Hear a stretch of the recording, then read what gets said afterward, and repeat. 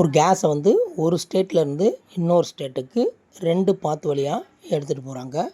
First பாத்தில் பார்த்தோம்னாக்கா 20 joule ஹீட்டை வந்து அந்த கேஸ் வந்து அப்சர்வ் பண்ணியிருக்குது. அதே நேரத்துக்கு 20 joule work is done on the gas. Second path வழியாக எடுத்துகிட்டு போகும்போது 10 joule of work done by the case.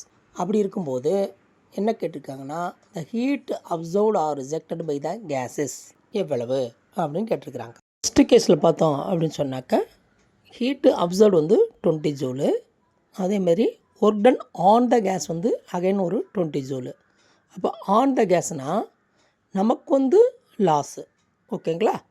Heat வந்து நமக்கு லாஸ் ஆகிடுது. அப்போ அதை வந்து நம்ம மைனஸில் போடுறோம்.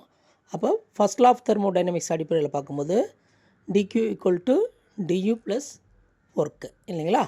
அப்போ 20 joule equal to du plus minus 20 joule. ஏன்னா அது வந்து நமக்கு லாஸ் இல்லைங்களா? அது ஒர்க் டன் ஆன் த கேஸ்னால் we have to supply the energy, ஓகேங்களா?